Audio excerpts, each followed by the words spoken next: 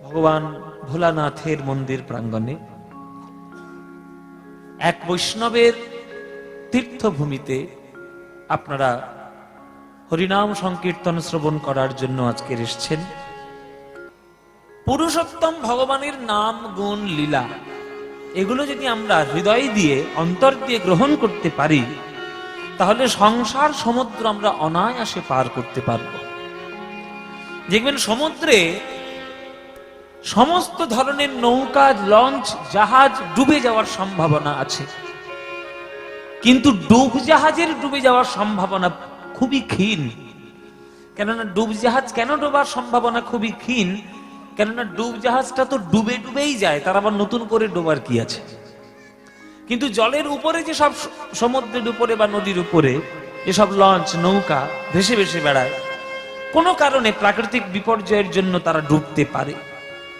কিন্তু উপরে যদি প্রচন্ড ঝড় বৃষ্টি হয় বা সমুদ্রের উত্তাল, কিন্তু তার একেবারে তলদেশ থেকে যদি ডুব জাহাজ যায়, তাহলে তার ডোবার সম্ভাবনা অনেকটা কম থাকে। তেমনি পুরুষোত্তম ভগবানের নাম, গুণ, রূপ, লীলা এটা আমাদের ক্ষেত্রে একটা ডুব জাহাজের মতো। এই ডুব জাহাজকে আশ্রয় করে যদি আমরা সংসার সমুদ্র পার করার চেষ্টা করি, তাহলে জগৎ সংসারে যতই ঝড় বাদল হোক না কেন, ঝড় বাতাস হোক না কেন, আমাদেরকে খুব বেশি একটা প্রভাবিত করতে পারবে না। তবে ওই ডুব জাহাজটাকে সঠিকভাবে ব্যবহার করতে হবে। কিসের ডুব জাহাজ? পুরুষোত্তম ভগবানের নাম, গুণ, রূপ, লীলা। এবার পুরুষোত্তম আমাদের জগতে কয় ধরনের পুরুষোত্তম আছে? তিনটে যুগ ধরে তিন ধরনের পুরুষোত্তম আমরা পেয়েছি: ত্রেতা, দাপর, কলি। ত্রেতা যুগে মর্যাদা পুরুষোত্তমকে আমরা পেয়েছি, দাপর যুগে লীলা পুরুষোত্তমকে আমরা পেয়েছি, আর এই কলিযুগে আমরা প্রেম পুরুষোত্তমকে পেয়েছি। মর্যাদা পুরুষোত্তমকে রামচন্দ্র, ভগবান শ্রী রামচন্দ্র, তার মতো মর্যাদাশালী পুরুষ, তার মতো মর্যাদাবান ব্যক্তিত্ব ভারতবর্ষে হয়েছে কিনা কখনো সন্দেহ রয়েছে। তিনি একটা ঐতিহাসিক চরিত্র তো বটেই, কিন্তু আমাদের সনাতন অবলম্বীদের কাছে তিনি ভগবান, স্বয়ং বিষ্ণুর অবতার। সেটা যারা মানবে না তাদের ক্ষেত্রে আমার কিছু বলার নেই, কারণ ব্যক্তিগত চিন্তা ভাবনা সম্পর্কে হস্তক্ষেপ করার অধিকার আমার দরকার নেই। দরকার আমার রামকে নিয়ে আপনি যদি রাজনীতি করতে চান, খোলা মানেই করতে পারেন, কিন্তু রাম তো রাজনীতির কোনো চরিত্র নয়। রাম হচ্ছে মানবতা জাতির একটি চরিত্র। আপনি মানুষ কি করে হবেন, বাবাকে সম্মান কি করে করবেন, মাকে সম্মান কি করে করবেন, ভাইকে কেমন ভালোবাসবেন, স্ত্রীকে কেমন সম্মান করবেন, ভক্তদের কেমন সম্মান করবেন, নিচু জাত হলেও তারা আপনার কাছে কেমন সম্মান পাবে, এই প্রত্যেকটি মর্যাদাতে পরিপূর্ণ জীবন যার, তিনি হচ্ছেন ভগবান শ্রীরামচন্দ্র। তার মতো ব্যক্তিত্ব হয় না, তাই তাকে মর্যাদা পুরুষোত্তম রাম বলে। মায়েরা, তোমরা জেনে নাও, যেটা তোমাদের জানা নেই বা জানার দরকার সেটা জেনে নাও। আমরা সবাই জানি যে কইকেয়ী রামকে 14 বছরের জন্য বনবাস দিয়েছিল, কিন্তু এটাও জেনে রাখুন, রামকে কইকেয়ীর মতো কেউ ভালোবাসতে পারেনি। যখন নামকরণ হচ্ছে, রামচন্দ্রের নামকরণ, ভরতের নামকরণ, লক্ষ্মণের নামকরণ, যখন নামকরণ হচ্ছে, তখন কৌশল্যার কোলে রাম আছে, কইকেয়ীর কিন্তু নজর নিজের ছেলের প্রতি নেই, রামের দিকে আছে। ওই যে রাম নামটা দিল, কইকেয়ীর মনে এত আনন্দিত হলো যে রামকে নিজের ছেলের থেকেও বেশি ভালোবাসে কইকেয়ী। তাহলে এখানে প্রশ্ন হবে যে কেন তাহলে এত ভালোবাসার মানুষকে ওই 14 বছরের জন্য বনবাস দিল? এটা তো হবেই, একটা কাহিনীতে কিছু যতক্ষণ না একটা টুইস্ট আসবে ততক্ষণ তো শিক্ষা হবে না। এইটাই তো কালের ফের। সব সময় সমান গতিতে জীবন যাবে হয় না, জীবনটা উথাল পাথাল নিয়েই জীবন। যেমন সারা দিন আপনি দিন পাবেন এইরকম কোথাও হয় না, সেটা হয়, কিন্তু দিনও যেমন হবে রাতও তেমন হবে। যেমন নরওয়েতে, আমাদের পৃথিবীতে নরওয়ে বলে একটা জায়গা আছে, ওখানে 6 মাস শুধু দিন হয়ে থাকে, আবার 6 মাস শুধু অন্ধকার হয়ে থাকে। তা 24 ঘন্টার মধ্যে না হলেও 6 মাস ধরে তো হবে। তেমন জীবনও এরকম কখনো সমান গতিতে যায় না, টাল মাটাল তো থাকবেই। তাই 14 বছরের জন্য বনবাসে পাঠিয়ে দিল। এবার 14 বছরের বনবাস করে আসার পর রামকে রাম যখন সবাইকে প্রণাম করছে, ওই ছোটবেলারই নিয়মের মতো রাম আগে গিয়ে প্রণাম করেছিল কইকেয়ীকে। তখন কইকেয়ী কাঁদতে কাঁদতে বলেছিল, রাম, তোর সৎ মা হয়ে নিজের ছেলের কল্যাণের জন্য আমি তোকে বনবাসে দিলাম, আর তুই আমার চরণে আগে প্রণাম করছিস? তুই কোন ধাতু দিয়ে গড়েছিস বাবা? তখন রামচন্দ্র একটা উত্তর দিয়েছিল, উত্তরটা আপনাদের জানার দরকার। রামচন্দ্র উত্তর দিচ্ছে কইকেয়ীকে, মাগো, আমার যারা রয়েছে সকল অন্যান্য মা, তারা প্রত্যেককে আমার স্নেহে অন্ধ। স্নেহে অন্ধ বলে আমার কি করে মঙ্গল হয় এটা তারা বুঝতে পারেনি। কিন্তু তুমি যেহেতু সৎ মা, তুমি আমার স্নেহে অন্ধ নও, কিন্তু আমার প্রকৃত কল্যাণ জগতে কি করে হবে একমাত্র তুমিই বুঝেছো। এরা স্নেহে অন্ধ। আমরা স্নেহের মধ্যে অতিরিক্ত স্নেহ দিয়ে ছেলে মেয়েদেরকে মাদর করে তুলি। কিছু মনে করবেন না মায়েরা, আপনারা স্নেহ দিন, কিন্তু শাসনটা সমানভাবে জরুরি। কৌশল্যা আমার স্নেহে অন্ধ, সুমিত্রা আমার স্নেহে অন্ধ, দশরথ পিতা আমার স্নেহে অন্ধ, তাই আমার ভালো মন্দ তারা বোঝেননি। কিন্তু তুমি আমার স্নেহে অন্ধ নও, আমার প্রকৃত মঙ্গল কি করে হবে সেটা তুমিই বুঝেছো। কেন? বলে, তুমি যদি আমায় বনে না পাঠাতে, তাহলে আমি এত বছরের যে শিক্ষা ওইটা 14 বছরে সম্পূর্ণ করতে পারতাম না। প্রজারা বন জঙ্গলে কেমন বসবাস করে, বাইরের জগৎটা কেমন, তারা কত সুখ দুঃখে আছে, প্রজাদের সঙ্গে সম্পর্ক স্থাপন করতে গেলে নিজেকে কেমন ভাবে তৈরি করতে হবে, এটা যদি আমি বনবাসে না যেতাম তাহলে কি আমি জানতে পারতাম? তাই হে মা, তুমি আমার প্রকৃত মা, তুমি আমার স্নেহে অন্ধ নও, তাই প্রকৃত মঙ্গল কামনাটা তুমি আমার করেছো। বলুন তো, কোন সৎ ছেলে সৎ মাকে গিয়ে এই রকম ধরনের কথা বলে তাকে প্রণাম করবে? কেউ করবে?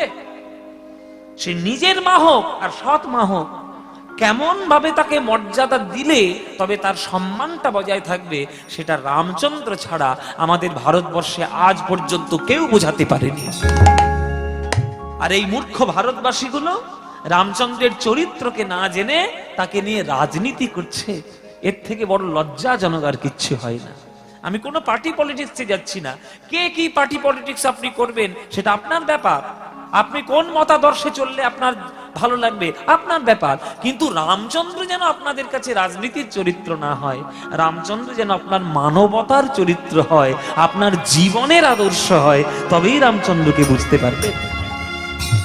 তাই তিনি মর্যাদা পুরুষোত্তম ত্রেতা যুগে, সেই মর্যাদা পুরুষোত্তম যখন দাপর যুগে এলেন তখন তিনি হলেন লীলা পুরুষোত্তম। তার মতো লীলা প্রতি ক্ষণে ক্ষণে একটি করে নতুন লীলা ও কেউ কখনো তৈরি করতে পারবে না। মায়েরা, যেদিন থেকে জন্ম নিয়েছে সেই দিন থেকে যতদিন পর্যন্ত সে ছিল পৃথিবীতে, ততদিন কৃষ্ণ তার নতুন নতুন লীলা করেছে। জানো মায়েরা, পুতনা বধ করতে এসছে কংসের আজ্ঞায়, তখন বৃন্দাবনে থাকতো না, তখন গোকুলে থাকতো। দুটো স্তনের মধ্যে কালকুট বিষ মাখিয়ে মারার জন্য এসেছে। এবার পুতনা তো রাক্ষসী, দেখতে খুব একটা ভালো নয়, রাক্ষসী বলে সন্দেহ হয়, তখন মায়াধারী বিদ্যা নিয়ে তখন সে সুন্দর একটা রমণীর বেশ ধারণ করে যশোদার বাড়িতে ঢুকেছে। যশোদার বাড়িতে ঢুকে দেখতে একটা নীল মতো ছেলে এই গড়াগড়ি দিচ্ছে আর এই মাটি চেটে চেটে খাচ্ছে।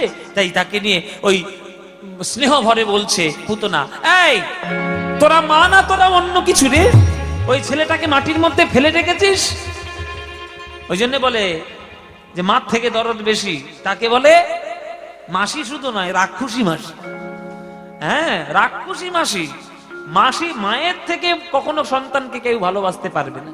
তা পুতনা তো রাক্ষসী, কোলে করে তুলে নিয়েছে। সবাই যখন চলে গেল আড়ালে গিয়ে স্তনটা দিয়েছে মুখের মধ্যে, বলে এইবার মরবে, এইবার মরবে।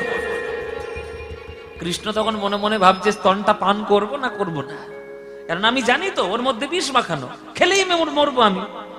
কিন্তু আমি যদি মরে যাই তাহলে লীলা তৈরি করতে এখন অনেক রকম সমস্যা তৈরি হবে। আর পুতনা অনেক আশা করে আমার কাছে এসেছে, ওকেও কিছু একটা দিতে হবে। কিছু একটা না দিলে ভগবান আমায় লোকে বলবে কেন? কেন লোকে প্রণাম করে বলবে হে কৃষ্ণ করুণা সিন্ধু দীনবন্ধু জগৎপতি? কেন বলবে? তাহলে ওকে কিছু দেওয়ার দরকার। তা আমি যদি পুতনাকে কিছু দিই, সারা বিশ্ববাসীর ভক্তরা আমার উপর রেগে যাবে। যে পুতনা তোমায় মারতে এসে তোমার কাছে ভালো জিনিস পেয়ে গেল, আর আমরা তোমার এতদিন রাত করে নাম জপ করছি, কই আমরা তো কিছু পাচ্ছি না। তাই পুতনাকে কিছু দেব না, পুতনার কাছ থেকে নিয়ে নেব। কি নেব? আমি জগতের সব থেকে দামি জিনিসটা গ্রহণ করি, সেইটাই আমি নেব। তাহলে দেহের মধ্যে সব থেকে দামি জিনিস কি? প্রাণ। প্রাণটাই আমি নেব। ওই 5-6 দিনের বয়সের ছেলেটা ওই পুতনার স্তনদুগ্ধ পান করতে করতে প্রাণবায়ু টান দিয়েছে। যেই প্রাণবায়ু টান দিয়েছে, যখন প্রাণ নিয়ে টানাটানি, তখন মাটিতে গড়াগড়ি দিয়ে পুতনা ছটফট করছে, ছাড় ছাড় বাবা, ছাড় ছাড়। কৃষ্ণ বলে, ছাড়বো কেন? ছাড়ার জন্য ধরেছি নাকি? আমি তো বেশ মাটিতে গড়াগড়ি দিচ্ছিলাম আর মাটি খাচ্ছিলাম। তোমায় কে বলেছে এবার কোলে তুলতে? আমি তোমায় বলেছি কোলে তোলো? তুমি এবার কোলে তুলেছো, মানে তুমি আমাকে ছাড়তে চাইলেও আমি তোমায় ছাড়বো না। এইখানে শিক্ষা, এইখানে তত্ত্ব। কিসের তত্ত্ব? ভগবান এটাই বোঝাতে চাইলেন যে আমি অনাদরে পড়ে থাকি, আমি অবহেলায় পড়ে থাকি, আমি কাউকে কোনোদিন কিছু বলবো না, কিন্তু কেউ যদি একবার স্নেহ দিয়ে আমাকে বুকের মধ্যে জড়িয়ে ধরে, পরবর্তীকালে সে ছাড়তে চাইলেও আমি তার হৃদয়ে ছেড়ে কোনোদিন যাব না। আমি যাব না। তুমি ছেড়ে দিতে চাইলেও আমি আর ছাড়বো না। তা এর মতো লীলা আর কে করবে বাবা? কে করবে বলো? ওই জন্য কৃষ্ণের লীলা 3 প্রকারের ভাগ। একটা বৃন্দাবন লীলা, একটা মথুরা লীলা, একটা দ্বারকা লীলা। 3 ধরনের ভাগ করা হয়েছে। বৃন্দাবনে সে তো বলাই যাবে না, প্রত্যেকটি ক্ষণে ক্ষণে একটা করে লীলা। তার উপরে দ্বারকাও আছে, আবার মথুরাও রয়েছে। তাই কৃষ্ণ হচ্ছে লীলা পুরুষোত্তম। কিন্তু কলিযুগে আমাদের বাঙালির ক্ষেত্রে আর এক পুরুষোত্তমকে আমরা পেয়েছি। তিনি হলেন প্রেমে পুরুষোত্তম ভগবান শ্রীকৃষ্ণ চৈতন্য, আমার গৌর হরি। ওর মতো প্রেম পুরুষোত্তম আর কেউ নয়, আর কেউ নয়। যে ঝাড়িকণ্ডের জঙ্গলের রাস্তা দিয়ে একটা বাঘকে পর্যন্ত জড়িয়ে ধরে কৃষ্ণ নাম বলাতে পারে, তার মতো প্রেমে পুরুষোত্তম আর কেউ আছে নাকি? আমার গৌরের মতো প্রেম পুরুষোত্তম আর কেউ হবে নাকি? কোনদিন হবে না, কোনদিন হবে না গো। তাই আপনারা বাঙালি, আমরা বাঙালি, আমাদের ভাগ্যে গৌরাঙ্গ মহাপ্রভু, আমাদের 14 পুরুষের সৌভাগ্য বলো যে আমরা বাংলায় জন্ম নিয়েছি, জন্ম নিয়ে প্রেম পুরুষোত্তমকে পেয়েছি। এই 3 ধরনের পুরুষোত্তমের জন্য আজ ভারতবর্ষে শ্রেষ্ঠ, আধ্যাত্মিকতায় শ্রেষ্ঠ, লীলায় শ্রেষ্ঠ, সাহিত্যে সঙ্গীতে শ্রেষ্ঠ। এই রকম পুরুষোত্তম আর কখনো হবে না। তাই বড়ই অবতার ভাই, বড়ই অবতার, পতিতের বিলাবল প্রেমের ভান্ডার। বড়ই অপরূপ ভাই রে আমার গোরা চাঁদের লীলা রে, বড়ই অপরূপ ভাই রে গোরা চাঁদের লীলা, আমার বড়ই অপরূপ ভাই রে আমার গোরা চাঁদের লীলা, বড়ই অপরূপ ভাই রে গোরা চাঁদের লীলা। ও গো রাজা হইয়া কাঁধে করে বৈষ্ণবের ঝোলা রে, রাজা হইয়া কাঁধে করে বৈষ্ণবের ঝোলা, রাজা হইয়া কাঁধে করে বৈষ্ণবের ঝোলা।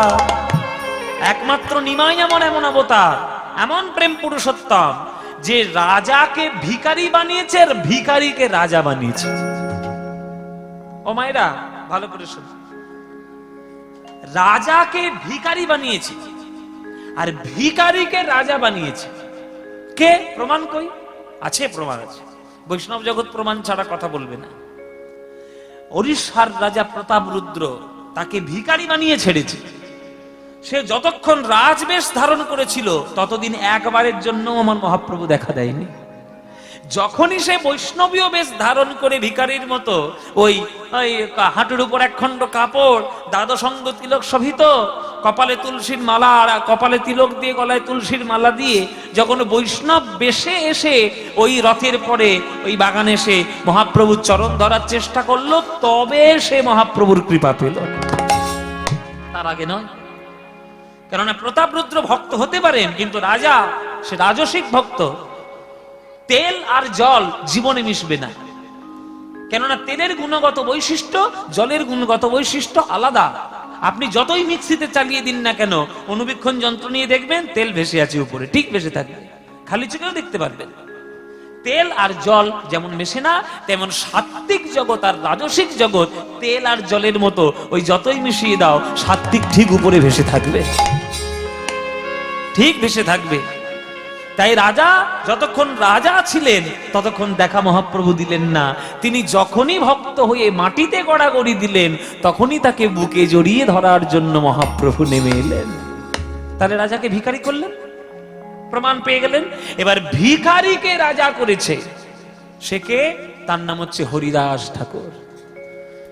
তৎকালীন সামাজিক ব্যবস্থা অনুযায়ী সে একটু হরিনাম গাইতো বলে, 3 লক্ষ হরিনাম জপ করতো বলে তখনকার দিনের কাজী সাহেবরা তাকে 22টা বাজারে বেত্রাঘাত করেছে, 22টা বাজারে বেত্রাঘাত। কিন্তু মহাপ্রভুই তাকে বৈষ্ণব জগতের নামাচার্য বলে ভূষিত করেছে। বলুন তো, কোন বৈষ্ণবের ভাগ্য হয়েছে যে মরণের পর নিজেকে মহাপ্রভুর কোলে তুলে দেওয়ার? হরিদাস ছাড়া কারোর হয়নি। হরিদাস যখন এই জগৎ ছেড়ে চলে গেলেন, তার এই সব দেহটাকে নিয়ে, তার এই মৃত শরীরটাকে নিয়ে মহাপ্রভু কোলে করে তুলে নিলেন। 2 হাত ধরে তিনি নাচালেন, নিজের হাতে বালি খুঁড়িলেন, নিজের হাতে সমাধি দিলেন। কারোর ভাগ্যটা হয়েছে? কারোর ভাগ্যে হয় কেবলমাত্র হরিদাস। তাই বড়ই অপরূপ ভাইরে গোরা চাঁদের লীলা, রাজা হইয়া কাঁধে করে বৈষ্ণবের ঝোলা। হ্যাঁ, গৌরাঙ্গ করুণার কথা আমি কহিতে না পারি গো, গৌরাঙ্গ করুণার কথা কহিতে না পারি। ওগো সংকীর্তন মাঝে নাচে কুলেরও বৌহারি গো, সংকীর্তন মাঝে নাচে কুলেরও বৌহারি। এই যে মেয়েরা কীর্তন শুনতে এখন বেশি যায়, দেখো আজকে যেখানে যতক্ষণ বৃষ্টির মধ্যেও যারা কীর্তন শুনতে এসছে, কটা ছেলে এসছে, কটা মেয়ে এসছে, দেখো মায়েদের ভাগ বেশি, মায়েরা ভক্ত বেশি। এই যে মায়ের আজকের বাড়ি থেকে বেরোনোর সাহস করেছে, এই যে মায়ের আজকের শিক্ষার জন্য এগিয়ে এসেছে, মায়েদের জন্য অগ্র অধিকার তারা দাবি করছে, এই যে তারা কণ্ঠরোধ এতদিন ছিল, তারা যেবার উদাত্ত কণ্ঠ হয়েছে, কার জন্য? আমার নিমায়ের জন্য হয়েছে। আমার মহাপ্রভু আগে বললেন যে মায়েদেরকে ভালো করে কীর্তন শোনাও। ও মায়েরা, তোমরা একটু বেশি করে কীর্তন শোনাও। কেন জানো? পৃথিবীতে তোমাদের যে ক্ষমতাটা আছে, আমরা পুরুষরা জীবনে সেই ক্ষমতার অধিকারী হব না। 10 মাস 10 দিন গর্ভ ধারণ করে শরীরের রক্ত পুষ্টি সমস্ত কিছু নিঃশেষ করে একটা মাই জন্ম দিতে পারে একটা সন্তানকে, একটা পুরুষ জীবনে পারবে না, জীবনে পারবে না। ওই যে নারীর টান, শত দুঃখ সহ্য করার পরেও তবুও মা হাসি মুখে থাকে, কেন? সন্তানের ওই মিষ্টি মুখটি দেখবে বলে। আর তোমাদের এই গর্ভ সন্তান, তারা যদি ভক্তে হতে পারে, তারা যদি ধ্রুব হতে পারে, তারা যদি প্রহ্লাদ হতে পারে, তারা যদি বিবেকানন্দ হতে পারে, তারা যদি রামকৃষ্ণ হতে পারে, তবেই তো তোমাদের গর্ভ সার্থক, তবেই তো তোমরা মাতৃজাতি সার্থক। বলো মায়েরা, তোমরা এখানে আজকে যারা গান শুনছো, অনেক বেশি লোকজন নেই, তোমরা যে কজন আছে আমাকে হাত তুলে বলো, আর বুকে হাত রেখে বলো, বলো তোমরা কার মা হলে খুশি হবে? তোমরা রাবণের মা হলে খুশি হবে, না রামের মা হলে খুশি হবে? হ্যাঁ, রামের মা।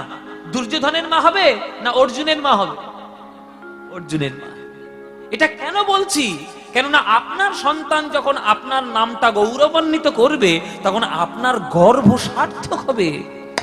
যখন কোনো মায়ের গর্ভজাত সন্তান জগতে নাম করে বেড়ায়, তখন অন্যান্য মেয়েরা তাকে বলে, ওই মাটা কি ভাগ্য করেছিল, এত সুন্দর সন্তানকে জন্ম দিয়েছে। এটাই না আনন্দ? প্রহ্লাদ কয়াধুর গর্ভে 5000 বছর ছিল। ওই 5000 বছর গর্ভের মধ্যে থেকে নারদের কাছ থেকে শ্রীমদ্ ভাগবত মুখস্থ করে ফেলেছিল। 5000 বছর গর্ভের মধ্যে ছিল। আজ প্রহ্লাদের জন্য কয়াধুর গর্ভ হবে না? আগে নিজেকে কয়াধু বানাতে হবে, তবেই প্রহ্লাদের মা হতে পারবেন। নিজেকে আগে কৌশল্যা বানাতে হবে, তবেই রামের মা হতে পারবেন। নিজেকে আগে যশোমতী হতে হবে, তবেই কৃষ্ণের মা হতে পারবেন। আর সেটা তখনই সম্ভব যখন নিজের জীবনটি সৎ জীবন যাপন পালন করবেন। হ্যাঁ, তবেই হবে, নইলে হবে না।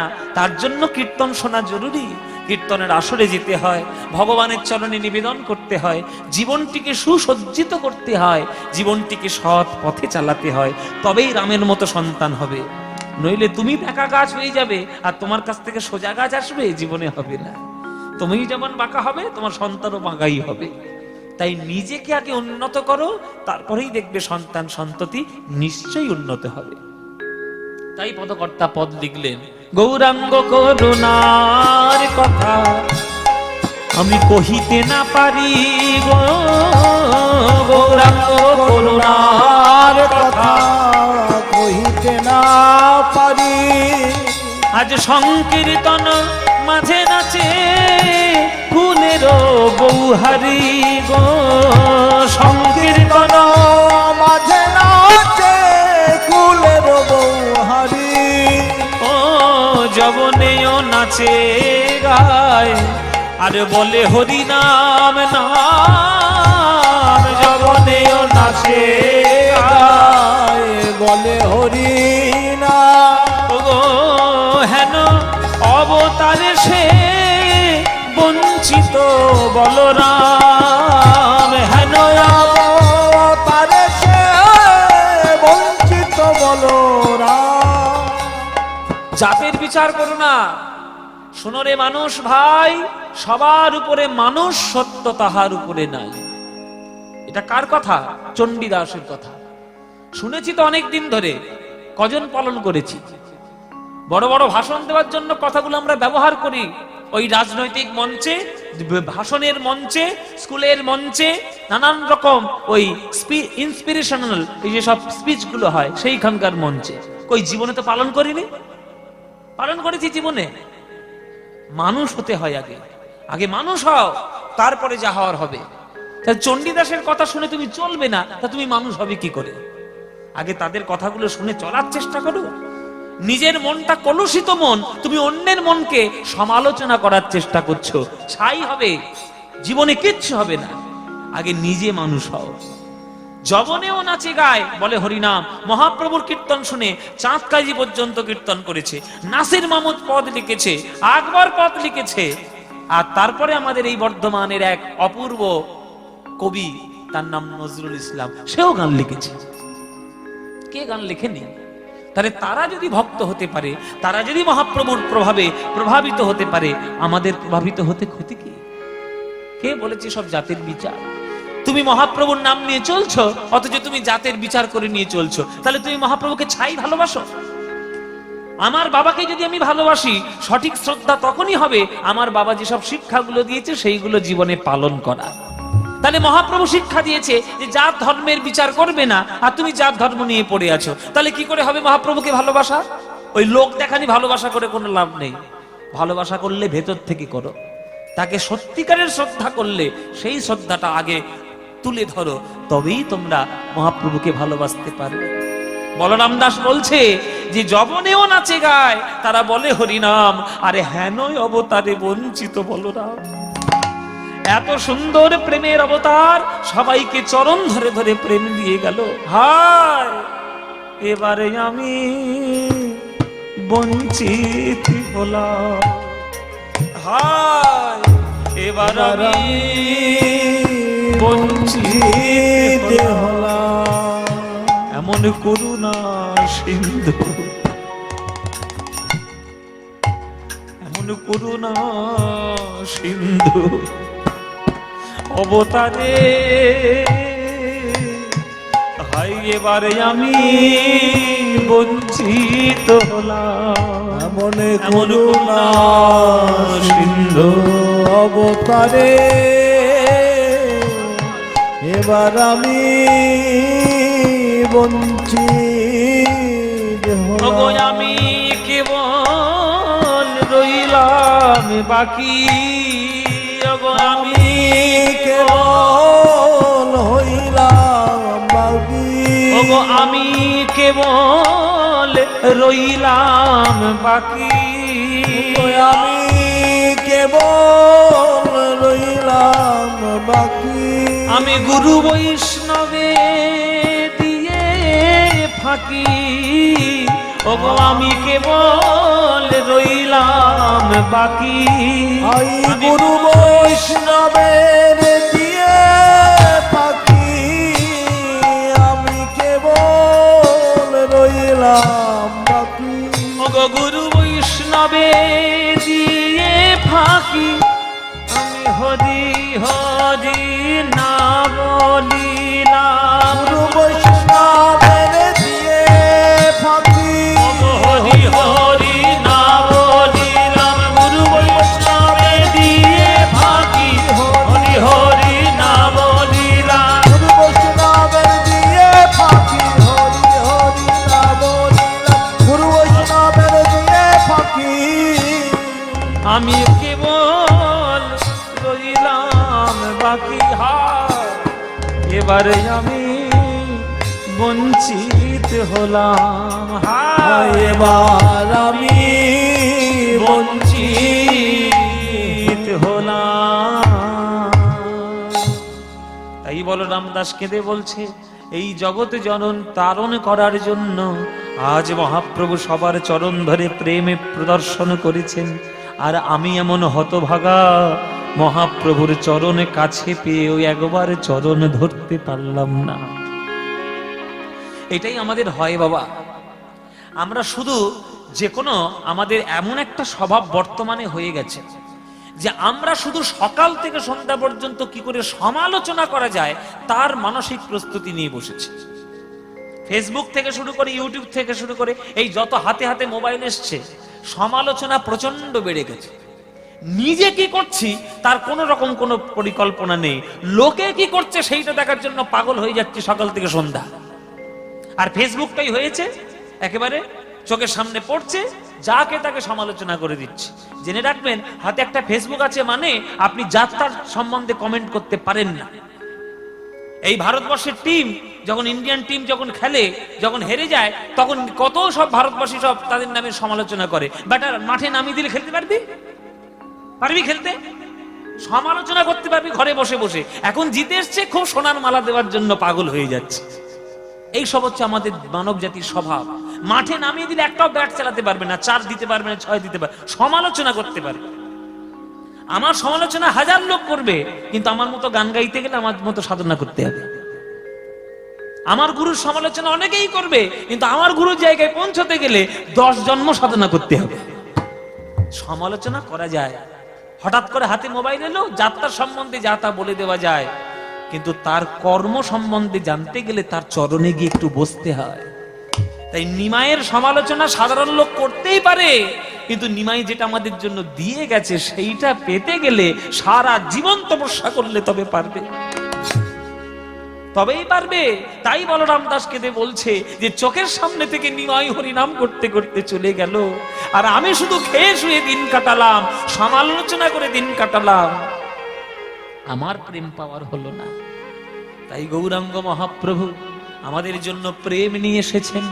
যে প্রেম গোলকের প্রেম, রাধা গোবিন্দ মিলিত তনু সোনার গৌরাঙ্গ আমার, সেই প্রেম হাতে ধরে পায়ে পড়ে আমাদের প্রেম দিয়েছেন। তাই বাঙালি হয়েছে তোমরা, যেখানেই থাকবে সময় পেলে, যখন সময় পাবে একটু গৌরাঙ্গের নাম করে নেবে। ভজ গৌরাঙ্গ, ওহ গৌরাঙ্গ, লহ গৌরাঙ্গের নাম রে। ভজ গৌরাঙ্গ, কহ গৌরাঙ্গ, লহ গৌরাঙ্গের নাম রে। যে জনা গৌরাঙ্গ ভাজে, সে হয় আমার প্রাণ রে।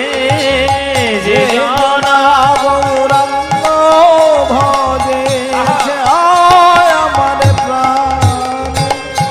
এই গানটা ভালো লাগে তো মায়েরা? বাবাদের ভাল লাগে? ভালো লাগে গানটা? সত্যি বলছে মায়েরা? বৃষ্টির সময় শিব ঠাকুরের মন্দিরে বসে আছো, মিথ্যা কথা বলবে না, সত্যি বলছে তো? তাহলে ভালো যখন বাসো তোমরা সবাই মিলে, আজকে যে কজন আমরা এখানে উপস্থিত হতে পেরেছি, সবাই মিলে করতালি দিয়ে এই গানটা আমরা গাইবো। গাইবেন? সবাই মিলে গাইবেন আমার সঙ্গে? ব্যাস, এমন জোরে জোরে গাইবেন যেন বৃষ্টিটা বাপ বাপ বলে পালায় এখান থেকে। অনেক সর্বনাশ করেছে, সন্ধ্যে থেকে অনেক ঝামেলা করছে। চলো সবাই মিলে আমরা একটু গানটা গাই করতালি দিয়ে। আজকের বেশি হাঁটাবো না, সবাইকে নিয়ে করতালি দিয়ে এই গানটি আমরা গাইবো। প্রাণ ভরে একটু আমার সঙ্গে গান। ভজ গৌরাঙ্গ কহ গৌরাঙ্গ লহ গৌরাঙ্গে দো নাম রে। বলো ভজ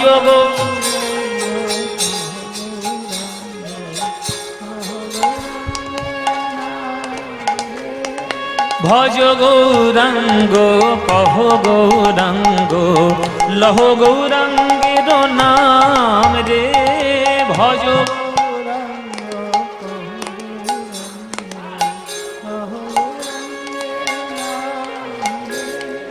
যে জনা গৌরাঙ্গ ভজে সে হয় আমার প্রাণ রে। বলো যে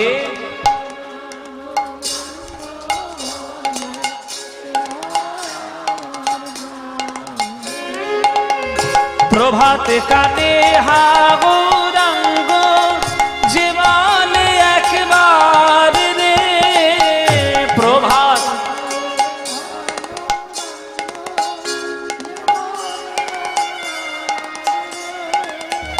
দিন গেলে হা গৌরাঙ্গ যে বলে একবার রে। দিন গেলে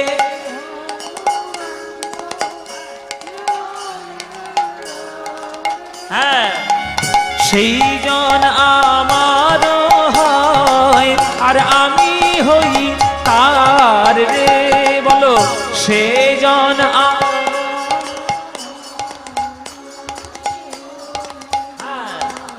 এবার হাত তুলে ভজ গৌরাঙ্গ গৌরাঙ্গ লহ গৌরাঙ্গে নাম রে। ভজ গৌরাঙ্গ কহ গৌরাঙ্গ লহ গৌরাঙ্গে নাম রে। আহা যে জনা গৌরাঙ্গ ভজে সে হয় আমার প্রাণ রে। যে জনা গৌরাঙ্গ ভজে সে হয় আমার প্রাণ রে। আহা ভজ গৌরাঙ্গ উলুধ্বনি উলুধ্বনি লহ গৌরাঙ্গের নাম রে। ভজ গৌরাঙ্গ কহ গৌরাঙ্গ লহ গৌরাঙ্গের নাম রে।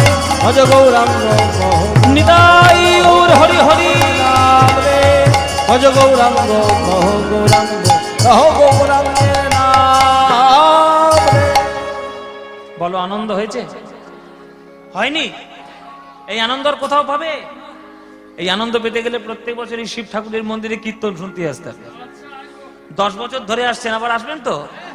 তবে এবার এমন সময় আসবেন যাতে বৃষ্টিটা টেনে টেনে নামিয়ে আসে, আর যেন বৃষ্টি না। হ্যাঁ, এই বৃষ্টির জন্য সব একবার তছনছ করে দিয়েছে। যাই হোক, এটাও কিন্তু একটা ঠাকুরের পরীক্ষা, জানো? এটাও ভগবানের পরীক্ষা। এত সোজা নয় ভগবানের ভক্ত হবে। ভগবান বারবার তোমাকে পাথর দিয়ে ঘষে ঘষে দেখবে যে তুমি সোনা কিনা। কষ্টি পাথরে যাচাই না হলে সোনা যেমন বোঝা যায় না, হাজার পরীক্ষার মধ্যে দিয়ে উত্তীর্ণ না হলে ঈশ্বরের করুণাটাও কখনো লাভ করা যায় না। করুণা পেতে গেলে এত সোজা নয়। বলে সুখ মে সুমিরন সব করে, दुख में सुमिरन सब करे, सुख में करे ना कोई, जो सुमिरन सुख में करे, दुख काहे को होए। আজকে সেই পরীক্ষাটা তোমাদের হয়েছে, ওই বিকেল থেকে সেই পরীক্ষা শুরু হয়েছে। হ্যাঁ, বলে সুখ মে সুমিরন সব করে, সব বৃষ্টি বৃষ্টি হবে না, খুব সুখ নিয়ে বসবো, হ্যাঁ একবার সুন্দর করে কীর্তন শুনতে বসে, বাহ এবার হাওয়া খাবো, কীর্তনিয়ার গান শুনবো, এটা তো সবাই করবে। কিন্তু এই বৃষ্টি বাদলা সবকিছু পেরিয়ে, এইটা পেরিয়ে যে আসবে কীর্তন শুনতে, প্রকৃত সেই ভালোবাসবে ভগবানকে। এই ভালোবাসাটা বজায় রাখার চেষ্টা করুন। সেটা যতদিন পারবেন ততদিন দেখবেন আপনার হৃদয় আনন্দে প্রেমে ভরে উঠবে। আর কিচ্ছু দেখার দরকার নেই। তাই প্রেম ছাড়া ভগবানকে পাওয়ার রাস্তা নাই। সেই প্রেম এনেছে আমার গৌরাঙ্গ মহাপ্রভু, সেই প্রেম দিয়েছে আমার গৌরাঙ্গ মহাপ্রভু। সেই গৌরাঙ্গ মহাপ্রভুর লীলা আজকের আমরা আস্বাদন করতে বসেছি। মন দিয়ে শুনবেন, যতটুকু শুনবেন একটু মন দিয়ে শুনবেন। কীর্তন গান মানে মনোরঞ্জনের গান নয়, কীর্তন গান মানে হয় ভগবানের চরণে ভক্তি প্রকাশ করার গান।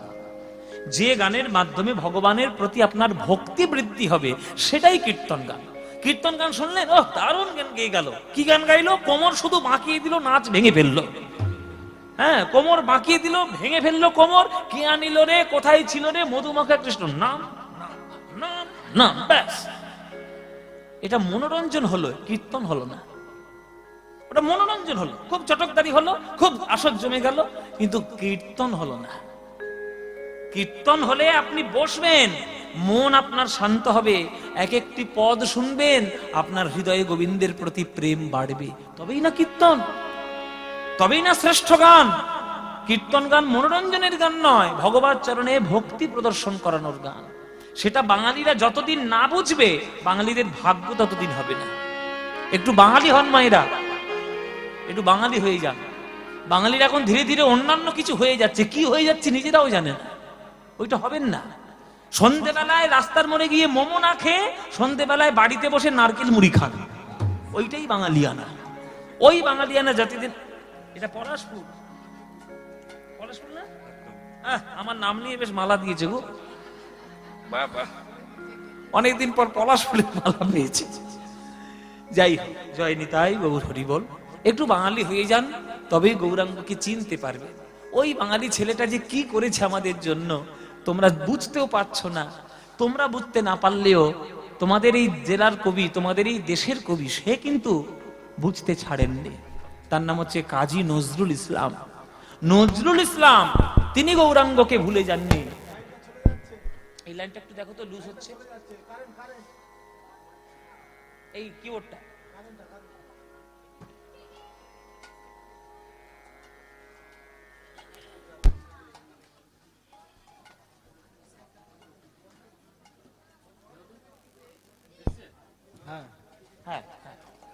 জয় নিতাই, জয় নিতাই। এই দেশের কবি, এই বর্ধমান জেলার কবি কাজী নজরুল ইসলাম, তিনি কিন্তু গৌরাঙ্গকে চিনেছেন। তাই তিনি গৌরাঙ্গকে চিনে তিনি মুসলমান হয়েও গৌরাঙ্গের সম্বন্ধীয় একটা গান তিনি রচনা করেছেন।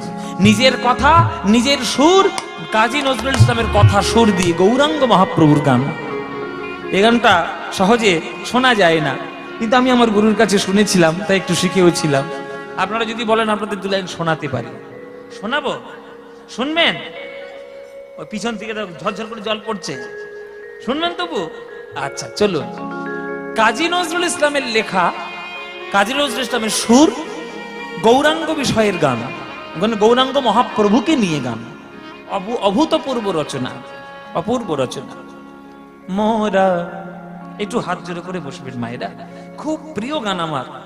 আর খুব কথাগুলো যদি শুনতে পারেন, আহা, একবারে কথাগুলো হিরে মণি মুক্তার থেকে কম কিছু নয়, কথাগুলো এত দামি।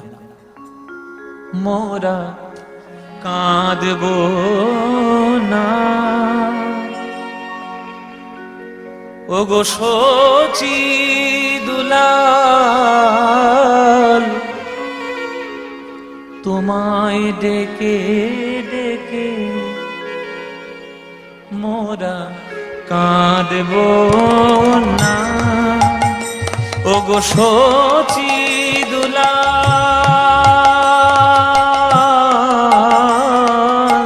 তোমায় ডেকে ডেকে তুমি গেছো চলে, তোমার প্রেম গিয়েছো রেখে, প্রিয় তুমি গেছো চলে, তোমার প্রেম গিয়েছো রেখে, তাই কাঁদব না সখী দুলাল, তোমায় ডেকে ডেকে তাই কাঁদব না। আহা, কি কথা দেখুন বাবা, তাই কাঁদবো না। নজরুল ইসলাম বলছে তাই কাঁদবো না। কেন কাঁদবো না? ওগো ও সচি দুলাল, তোমার জন্য আমরা কাঁদবো না। কেন? বলে কাঁদবো কার জন্য? যাকে হারিয়ে ফেলেছি তাকে, তার জন্য কাঁদবো। যে চিরকাল আমাদের সঙ্গে সঙ্গে রয়েছে তার জন্য কেন কাঁদবো? আরে তোমার শরীরটা হয়তো আমাদের কাছে নেই, কিন্তু তোমার আশীর্বাদ, তোমার প্রেম, তোমার অনুভূতি, তোমার ভালোবাসা প্রতিটি বাঙালি ভক্তদের হৃদয়ে আছে, তাই কাঁদবো না। বলছে তুমি গেছো চলে, তোমার প্রেম গিয়েছো রেখে, প্রিয় তুমি গেছো চলে, তোমার প্রেম গিয়েছো রেখে, তাই কাঁদবো না। ত্যাগ যেখানে, প্রেম যেখানে, তোমার মধুর রূপ সেখানে, ত্যাগ যেখানে, প্রেম সেখানে, তোমার মধুর রূপ সেখানে, ত্যাগ যেখানে, প্রেম যেখানে, তোমার মধুর রূপ সেখানে। কি কথা! সারা বিশ্ব ব্রহ্মাণ্ডে যেখানে প্রেম দেখবে, যেখানেই ত্যাগ দেখবে, একবার ভালো করে তাকিয়ে দেখবে আমার নিমাই যেন সেখানেই দাঁড়িয়ে আছে। ত্যাগ যেখানে, প্রেম যেখানে, তোমার মধুর রূপ সেখানে, ওগো জগন্নাথের দেউল তোমায় রাখবে কোথায় ঢেকে, ওগো জগন্নাথের দেউল তোমায় রাখবে কোথায় ঢেকে, তাই কাঁদবো না। ওগো শচী দুলাল তোমায় দেখে দেখে, তাই কাঁদবো না। ওগো সখী দুলাল তোমায় দেখে দেখে, হলো বৈরাগিনী ধরা, তোমার চরণ ধুলি মেখে, হলো বৈরাগিনী ধরা, তোমার চরণ ধুলি মেখে, তোমার মন্ত্র নীল অসীম আকাশ চাঁদের তিলকে কে, তোমার মন্ত্র নীল অসীম আকাশ চাঁদের তিলকে কে। এই গান জীবনে পাবে? এই গান আর পাবে? কাজী নজরুল ইসলাম এই বাংলায় জন্ম নিয়েছে, আমাদের হাজার গুণে সৌভাগ্য ভালো। চিনতে পারলে না তো তাকে, ওই যে বললাম শুধু সমালোচনাই করে গেছে। তাকে চিনতে গেলে তার গানগুলো শোনো, পড়ো, ভাবো। সমালোচনার মন নিয়ে কীর্তনের আসলে বসবেন না। ভাগবতীয় প্রেম, ভক্তি এইগুলো লাভ করার জন্য কীর্তনের আসলে বসুন, তবেই না কীর্তন শোনাটা সার্থক হবে। পৃথিবীর এমন কোন দেশ আছে আমাকে দেখাতে পারবেন যে দেশের কোন প্রান্তে মানুষের বসবাসযোগ্য যে দেশগুলো আছে সেই দেশের কোন প্রান্তে একটু ধুলো নেই? দেখাতে পারবেন? আমেরিকাতেও ধুলো পাবেন, লন্ডনেও ধুলো পাবেন, ভারতে তো প্রচুর ধুলো পাবেন, জাপানে গেলেও ধুলো পাবেন। এমন কোন দেশ নেই যেখানে ধুলো পাবেন না। আপনারা অনেকে আমাকে প্যাঁচে ফেলার জন্য বলতেই পারেন, কেন বাবা অ্যান্টার্কটিকা? অ্যান্টার্কটিকা কি মানুষের বসবাসযোগ্য?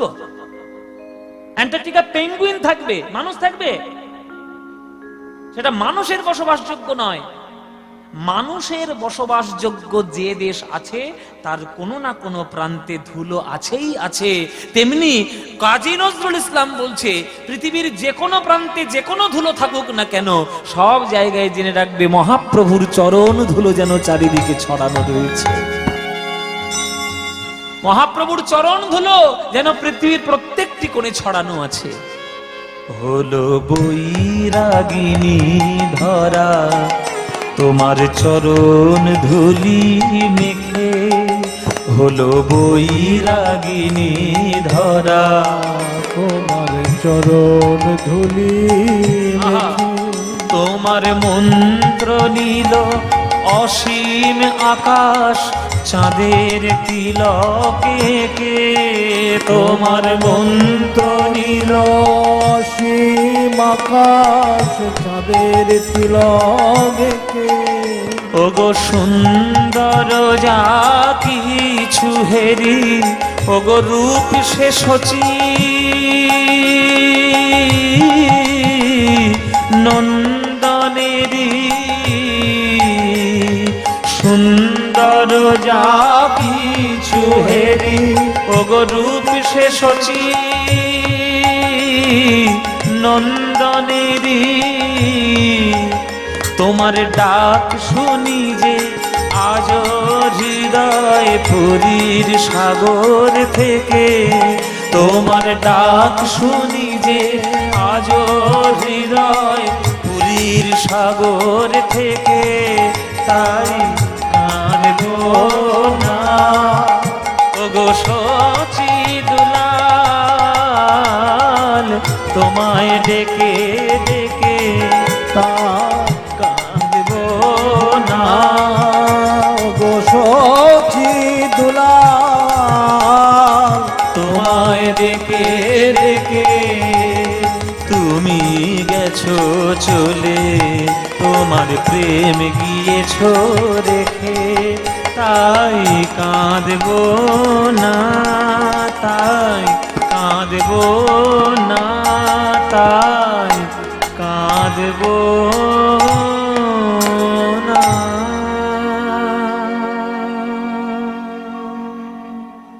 এই হচ্ছে নজরুল ইসলাম। এই গানটা লিখেছে বলে নজরুল ইসলামের জাত গেছে? জাত গেছে? তোমরা এই গানটা শুনছো, তোমাদের জাত গেছে? না গৌরাঙ্গকে নিয়ে গানটা লিখেছে, গৌরাঙ্গের জাত গেছে? তাহলে জাত ধর্মের বিচার নিয়ে তোমরা কেন পড়ে আছো? সাধারণ মস্তিষ্ক ছাড়ো, একটু উদার হওয়ার চেষ্টা করো। সূর্যের আলো যেমন কোনো গলিতে প্রবেশ করবে না, এই রকম তার কোনো কথা নেই। পৃথিবীর সর্বত্র আলো দেবে। মনটাকে সূর্যের মতো আলোকিত করো, তবেই না প্রেম কুড়িয়ে পাবে, তবেই না মহাপ্রভুর প্রেম বুঝতে পারবে। তাই আজকে সেই মহাপ্রভুর কথা, সেই মহাপ্রভুর লীলা আজকের আমরা আস্বাদন করব। কি আস্বাদন করব? মহাপ্রভুর দ্বিতীয় স্বরূপের কথা আজকের আমরা আস্বাদন করব। আজকের আমরা ভক্ত লীলা শ্রীনিবাস আচার্যের কথা আস্বাদন করব। মহাপ্রভুর দ্বিতীয় স্বরূপ, তার নাম হচ্ছে শ্রীনিবাস আচার্য। মনোহর শাহী ঘরানার কীর্তনের জনক। তার গান, তার কথা, তার জীবন আমরা আস্বাদন করব। চলুন আমরা যতক্ষণ সময় থাকবো কীর্তনের আসরে এবং শ্রীনিবাস আচার্যের কথা আপনারা মন দিয়ে আস্বাদন করবেন, দেখবেন হৃদয় একেবারে পরিপূর্ণ হয়ে যাবে। চলুন শ্রীনিবাস আচার্যের কথা আস্বাদন করি। মহাপ্রভুর দ্বিতীয় স্বরূপ তাকে বলা হয়, মহাপ্রভুর দ্বিতীয় রূপ তাকে বলা হয়। কেন বলা হয়, কি করতে বলা হয়, সেটা তো পালার মধ্যে ঢুকলে তবেই আমরা বুঝতে পারবো। চলুন লীলা শুরু করি। শ্রীনিবাস আচার্য। ও মায়েরা, বুঝতে পারছো তো? কথাগুলো বুঝতে পারছো? যেটা বুঝতে পারবেন আমাকে বলবে, আমি 1000 বার বুঝিয়ে দেবো, 1000 বার বলে দেবো। কিন্তু না বুঝে আসর ছেড়ে কোনোদিন যাবে না, বুঝে যাবে। যতক্ষণ কীর্তন শুনবে পরিষ্কার চকচকে আয়নার মতো বুঝে নেবে। চলো, শ্রীনিবাস আচার্য। নদিয়া জেলার চাকুন্দি গ্রাম গঙ্গাধর ভট্টাচার্য নামে এক সজ্জন ব্রাহ্মণ বাস করেন। তার মনে বড় ইচ্ছা, পড়াশোনা শিখে আমি একটু পণ্ডিত হব। আর নবদ্বীপ হচ্ছে তখনকার দিনের পড়াশোনার পীঠস্থান, অক্সফোর্ড অফ বেঙ্গল। পুরো বাংলার মধ্যে শিক্ষার পীঠস্থান ছিল নবদ্বীপ। সারা বাংলা থেকে লোক সেখানে যেত পড়াশোনা করার জন্য। আমাদের ভারতবর্ষের এখন দুর্ভাগ্য হচ্ছে এইটা, যে একটা সময় ছিল সারা পৃথিবী থেকে লোক ভারতে আসতো পড়াশোনা করার জন্য। আর এখনকার দিনে এতটাই দুর্ভাগ্য আমাদের, ভারত থেকে লোক বিদেশে যায় পড়াশোনা করার জন্য। লজ্জার থেকে আর কম কিছু নয়, এটা লজ্জার থেকে কম কিছু নয়। এটার জন্য দায়ী কে? এটার জন্য দায়ী ভারতবাসী নিজেরাই, নিজেরাই ভারতবাসী দায়ী।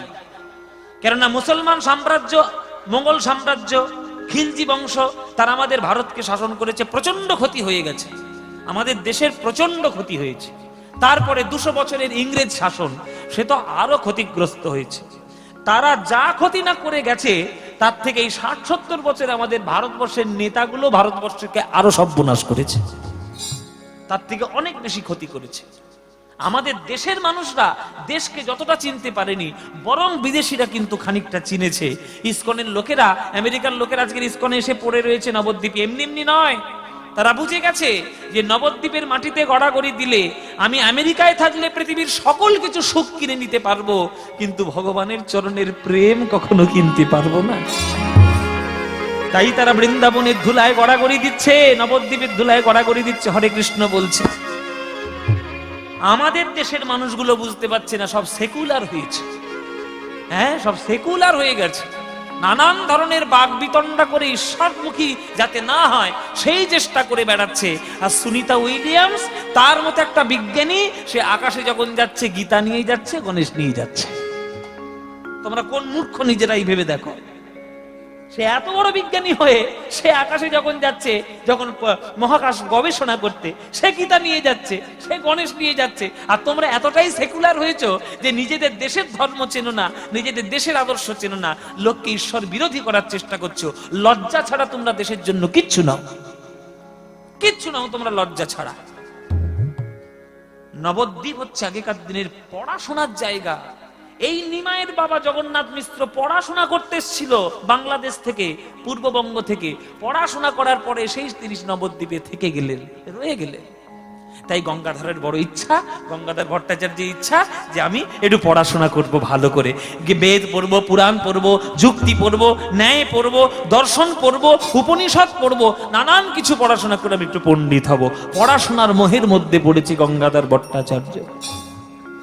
তা গঙ্গাধর ভট্টাচার্য যখন পড়াশোনা করতেন নবদ্বীপে, তখন গৌরাঙ্গ মহাপ্রভু দলবল সঙ্গে নিয়ে, খোল করতাল সঙ্গে নিয়ে আর হরিনাম করতে করতে সবার চরণ ধরে ধরে প্রেম প্রদর্শন করে যেতেন। ওই দেখো নিমাই আমার গান গাইছে, ওই তোমার নিমাই, আহা গো কত সুন্দর সোনার টুকরো ছেলে।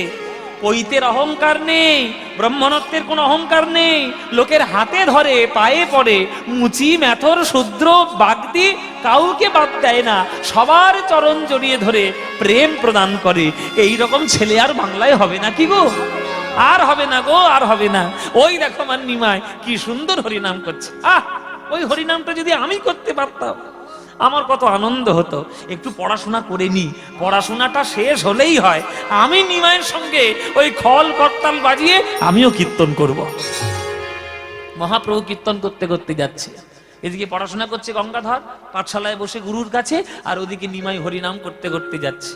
হরিহরে নম কৃষ্ণ যাদবায় নম, হরিহরে নম কৃষ্ণ যাদবায় নম, হরে নম কৃষ্ণ যাদবায় নম, হরিহরায় নম কৃষ্ণ যাদবায় নম।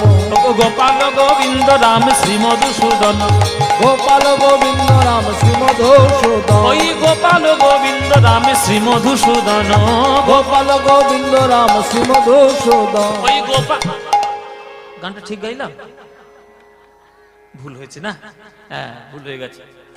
মানে তাহলে কি হবে? হরিহরে নম কৃষ্ণ যাদবায় নম,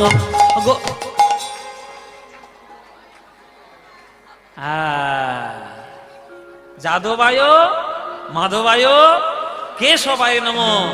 ভক্তদের আজকের খুব মনে মনে আনন্দ হচ্ছে, কীর্তনিয়ার ভুল ধরেছি, কীর্তনিয়ার ভুল ধরেছি।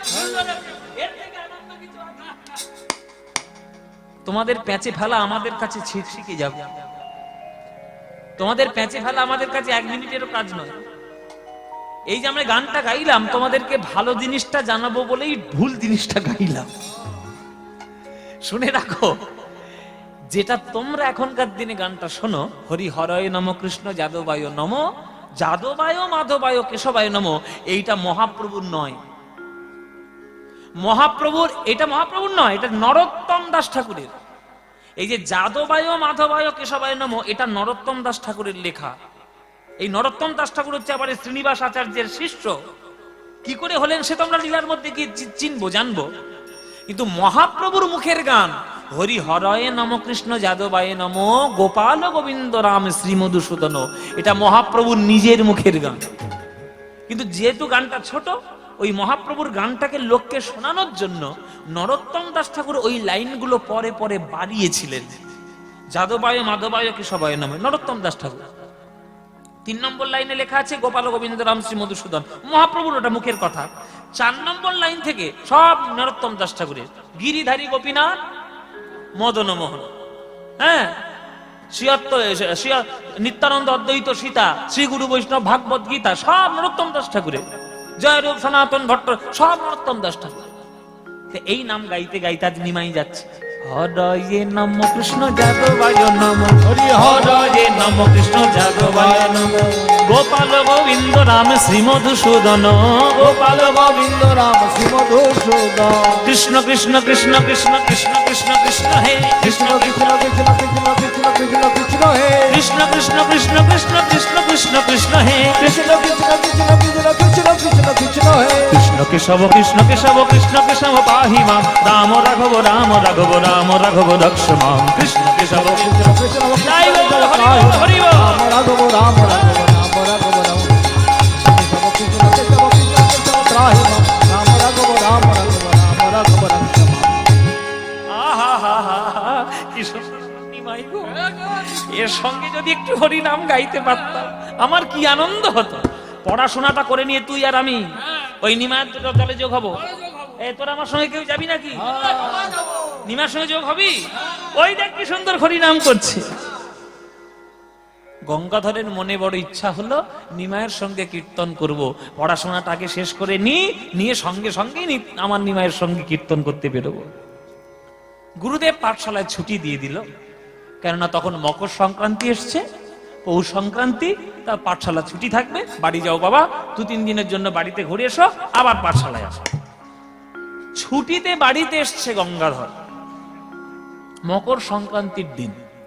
এই মকর সংক্রান্তির দিনে আমাদের বাঙালিদের ঘরে ঘরে কি হয় মায়েরা?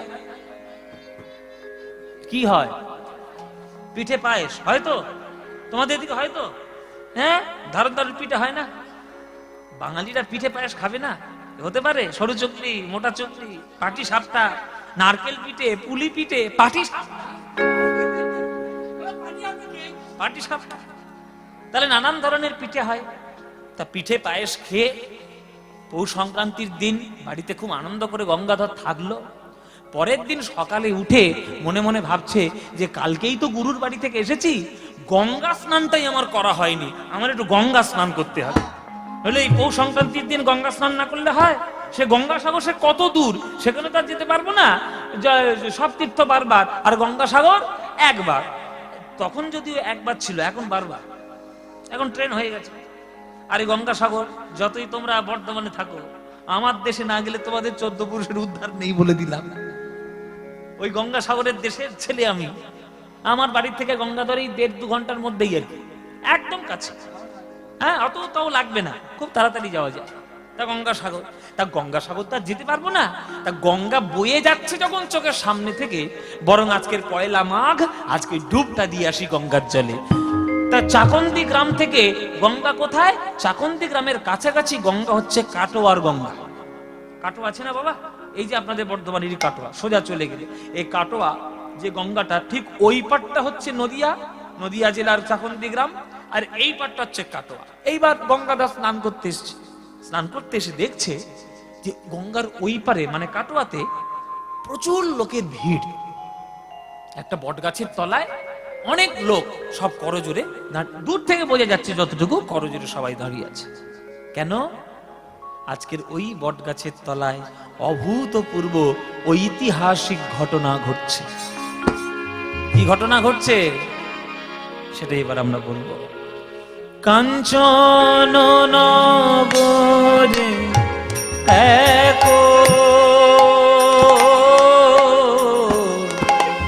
বৃক্ষ মনোহর, কাঞ্চন নগরে এক বৃক্ষ মনোহর,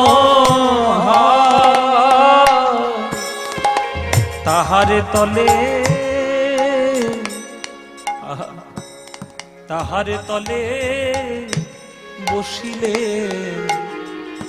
আমার গৌরাঙ্গ সুন্দর। সবাই হাত জোড়ে করে বসুন, সবাই হাত জোড়ে করে একটু বসুন বাবা। সুরধ্বনির তীর আলো করে বটগাছের তলায় গঙ্গার তীরে আমার নিমাই বসে আছে। তাহার তলে বসিলেন আমার গৌরাঙ্গ সুন্দর। সুরধ্বনির তীর আলো হলো, সুরধ্বনির তীর আলো আমার মহাপ্রভুর অঙ্গ ছটায়। সুরধ্বনির তীর আলো হলো মহাপ্রভুর অঙ্গ ছটায়। সুরধ্বনির তীর আলো ওই বটগাছের তলায় আমার গৌরাঙ্গ মহাপ্রভু এসে বসেছে। কেন না সন্ন্যাস গ্রহণ করবে বলে কাটোয়ায় কেশব ভারতীর চরণে এসেছে। কাটোয়ার লোকরা যখন জানতে পেরেছে গঙ্গার তীরে নিমাই বসে আছে, বলো মায়েরা, আর কি কেউ ঘরে থাকবে? আর কেউ ঘরে থাকবে? সব দলে দলে জানতে যখন পেরেছে এই ওই নিমাই এসছে রে, নিমাই বটগাছের তলায় বসেছে, সে নাকি সন্ন্যাসী হবে, ওরে চল চল চল ছুটে চল, একবার শেষবারের মতো দেখে আসি। কেননা সে যদি সন্ন্যাসী হয়ে চলে যায় আর তার নয়ন ভরে তাকে দর্শন করা হবে না। নগরের লোকধার আর যুবক যুবতী, নগরের লোকধার যুবতী যুবতী, নগরের লোকধার আর যুবক যুবতী সতী ছাড়ে নিজ পতি, সতী ছাড়ে নিজ পতি আর তপ ছাড়ে জ্যোতি, সতী ছাড়ে নিজ পতি তব ছাড়ে জ্যোতি। তারা দলে দলে ছুটিল রে, তারা দলে দলে ছুটিল, একবার সোনার গৌর দেখবে বলে তারা দলে দলে ছুটিল রে। একবার সোনার গৌর একবার দেখবে বলে দলে দলে ছুটিল, ওগো তারা সোনার গৌর দেখবে বলে। আর ভাগ্যে হয় কি না হয় সোনার গৌর দেখবে বলে, আর ভাগ্যে হয় কি না হয় সোনার গৌর দেখবে বলে, আর ভাগ্যে হয় কি না দলে দলে ছুটিল রে নগরের লোকধায় আর যুবক যুবতী সতী ছাড়ে নিজ পতি, তপ ছাড়ে জ্যোতি জ্যোতি। মায়েরা সব কাটোয়ার মায়েরা সকালবেলায় গঙ্গা স্নান করতে এসেছিল ওই বট গাছের তলায়। যে একবার আমার গৌরাঙ্গ মহাপ্রভুকে দেখছে বরফের মতো জমাট হয়ে ওইখানে দাঁড়িয়ে যাচ্ছে, বরফের মতো জমাট হয়ে যাচ্ছে। কেননা নিমায়ের ওই রূপ দেখে আর কারোর ঘরে ফিরে আসার কারোর মন নেই। কেননা জীবনে তো শেষবারের মতো দেখছে, নিমাই যদি একবার চলে যায় আর কি কখনো দেখা হবে ওই মুখটা? আর দেখা হবে না। গঙ্গাধর বলছে ওইখানে এত ভিড় কেন? একটা লোক নদীর থেকে উঠে আসছে, গঙ্গাধর তাকে ধরেছে, ভাই রে ওই নদীর ওই পারে কিসের এত ভিড়? তখন সেই লোকটা বলছে, তুমি বুঝতে পারছো না গঙ্গাধর, ওই পারে একটা ছেলে সন্ন্যাসী হতে এসেছে। গঙ্গাধর বলছে, সে তো রোজই কেউ সন্ন্যাস হচ্ছে, এত ভিড় কেন? বলে, আজকের যে সে ছেলে সন্ন্যাসী হতে আসেনি, আজকে যে ছেলেটা সন্ন্যাসী হতে এসেছে সে হচ্ছে আমাদের সবার হৃদয়ের টুকরো, হৃদয়ের ধন, আমার সোনার নিমাই। না, কি বলছো ভাই, সোনার নিমাই এসছে? না না না না, আমি কালকেই তো দেখলাম সে হরিনাম করছে, আর আজকে সন্ন্যাস না। ও নিমাই, আমি তোমাকে সন্ন্যাসী হতে দেব না নিমাই, তোমার সঙ্গে কীর্তন করব। আমার অনেক দিনের ইচ্ছা, আমার অনেক দিনের বাসনা, তুমি যদি চলে যাও আমি কার সঙ্গে করব কীর্তন? আমি তোমাকে সন্ন্যাসী হতে দেব না। এই বলে ঝাঁপ দিয়ে পড়েছে গঙ্গাধর গঙ্গার জলে। যত তাড়াতাড়ি সম্ভব সাঁতার দিয়ে সে নদী পার করে নিমাইয়ের চরণে আসছে, যাতে নিমাই সন্ন্যাস হতে না পারে।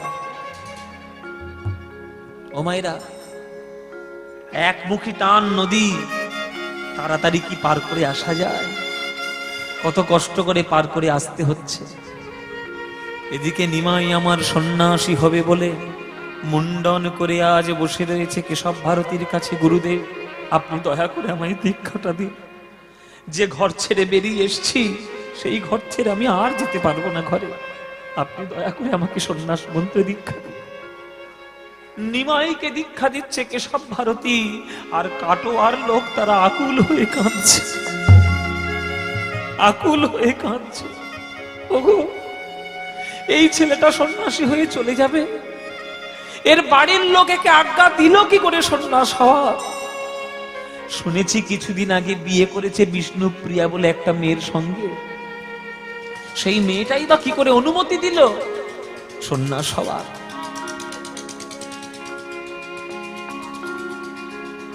আমাদের মনে হয়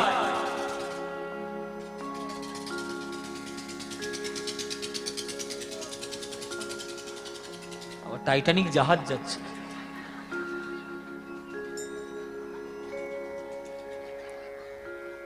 বলে আমাদের মনে হয় ওই মাটাকে বোধহয় গলা টিপে হত্যা করে তবেই বাড়িতে এসছে, বউটার গলা টিপে হত্যা করে বোধহয় তবে বাইরে এসছে, নইলে এমন সোনার টুকরো ছেলেকে কেউ বাইরে ছাড়বে না।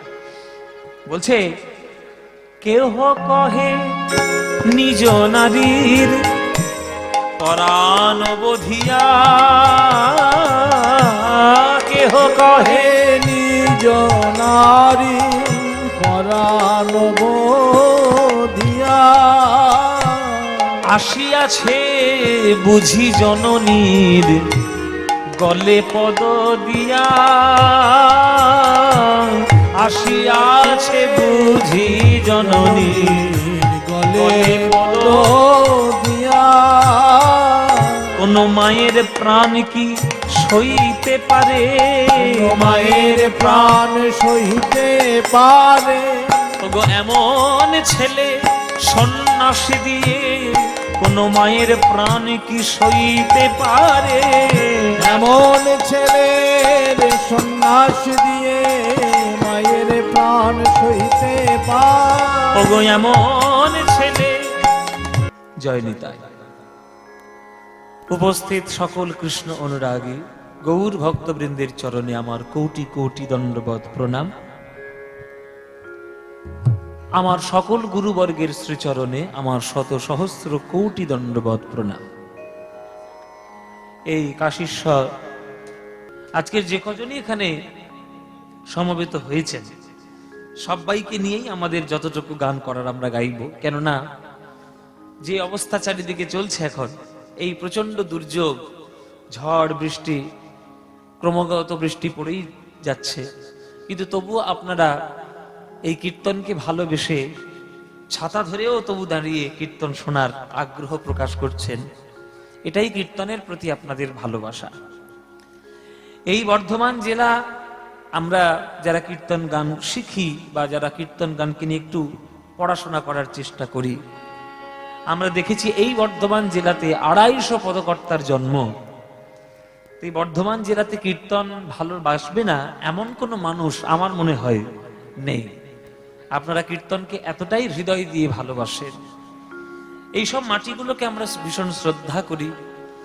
বাংলার সাহিত্য জগতের, বাংলার সঙ্গীত জগতের এই সমস্ত মাটির অবদান বিরাট বড় অবদান। বিশেষ করে কীর্তনে তো রয়েইছে। আপনাদের এই পূর্ব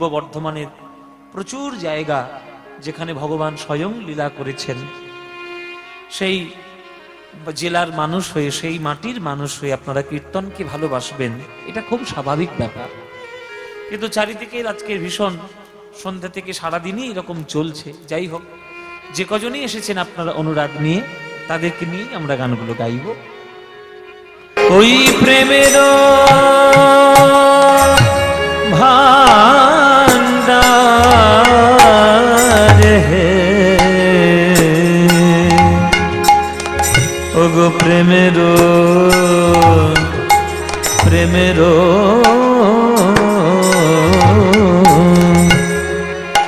প্রেমের ভান্ডার, প্রেমের ভান্ডার, প্রেমের ভান্ডার,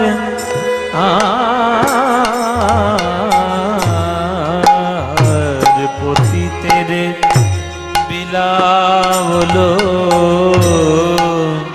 প্রেমের ভান্ডার, পতিতের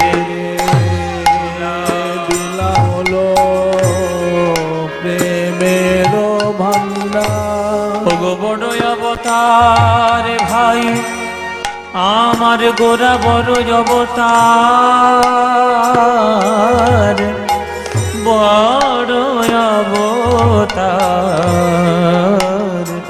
বড় অবতার ভাই, বড় অবতার, পতিতের বিলাবল, পতিতের বিলাবল, বিলাবল, বিলাবল,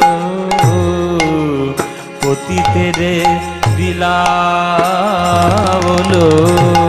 প্রেমের ভান্ডার। সাগামা পা গামা পানি ধা ধা ধা, মাধা নিরে সা রে ধা, নি ধা পা ধা পা রে মা গা, সাগামা পা গামা পা ধা নি নি নি নি, পানি সা রে নি সা নে ধা, মাধা নিরে সা রে ধা পা, পানি ধানি পরা মা পা গামা গা রে গা রে সা গামা পানি ধানি পা ধা মা পা, পতিতের বিলাবলো প্রেমের ভান্ডার। ও ভাগ্যবান কলিযুগে বাসীগণ, ওই আমার দয়াল নিতাই গৌর যদি না আসিতেন, এই প্রেমের ভান্ডার আমরা পেতাম না। এই রাধা গোবিন্দ প্রেম রাশি হৃদয়ে আমার কখনো অনুভব হতো না, যদি আমার নিতাই গৌরাঙ্গ না আসিতেন। কোথা থেকে পেতাম এমন প্রেম রত্ন ধন, পতিতের বিলাবল প্রেমের ভান্ডার, ভান্ডার, ভান্ডার, পতিতের বিলাবলো প্রেমের ভান্ডার। আমার প্রেমের ভান্ডার, প্রেমের ভান্ডার, প্রেমের ভান্ডার, ওগো ওই দয়াল নিতাই গৌরের জন্য তোমাদের আর ভয় নাই, ভয় না, আরে ভয় নাই, ভয় না, ভয় নাই, ভয় না, ভয় নাই, ভয় না, এসে গেছে গৌর নিতাই, ভয় নাই, ভয় না, এসে গেছে গৌর নিতাই, ভয় নাই, ভয় না, ওগো এসে গেছে গৌর নিতাই, ভয় নাই, ভয় না, ওগো এসে গেছে গৌর নিতাই, ভয় নাই, ভয় না, আমার অজ্ঞান আধার দূর করিতে ভয় নাই, ভয় না, আমাদের অজ্ঞান আধার দূর করিতে ভয় নাই, ভয় না, আমাদের পাপ তাপ বিনাশিতে ভয় নাই, ভয় নাই, পাপ তাপ বিনাশিতে ভয় নাই, ভয় না, এই কলিযুগ উদ্ধারিতে ভয় নাই, ভয় নাই, কলি যুগে উদ্ধারিতে ভয় নাই, ভয় না। মা গা মা পানি ধানি ধানি নি ধানি নি ধানি ধানি নি ধানি নি ধানি দাসা নি ধানি ধানি দা মা মা পানি দা মা মা গা মা গা রে গা রে সা গা মা গা মা পানি দা সা গা মা গা মা নি দা সা গা মা পানি নি ধানি দা, রাধে রাধে রাধে বলো ভয় নাই, ভয় না, পাদা দা নি দা নি দা পাদা দা নি দা নি দা ধানি নি ধানি পাদা দা মা গা মা পাদা নি দা নি দা গা মা পাদা নি দা নি দা দা গা মা পাদা নি দা। কৃষ্ণ কৃষ্ণ কৃষ্ণ বলো ভয় নাই, ভয় নাই, এসে গেছে গৌর নিতাই, ভয় নাই, ভয় নাই, রাধে রাধে রাধে বলো ভয়ে নাই ভয়ে নাই এসে গেছে গৌর নিতাই ভয়ে নাই ভয়ে নাই ওই হরি হরি হরি বলে নিতাই গৌর হরি ও হরি হরি হরি বলো ভয়ে নাই ভয়ে নাই এসে গেছে গৌর নিতাই ভয়ে নাই ভয়ে নাই রাধে রাধে রাধে বলো ভয়ে নাই ভয়ে নাই এসে গেছে গৌর নিতাই ভয়ে নাই ভয়ে নাই হরি হরি হরি বলো ভয়ে নাই ভয়ে নাই এসে গেছে গৌর নিতাই ভয়ে নাই ভয়ে নাই ভয়ে নাই পতিতের বিলাবল প্রেমেরো ভান্ডার প্রেমেরো ভান্ডার প্রেমেরো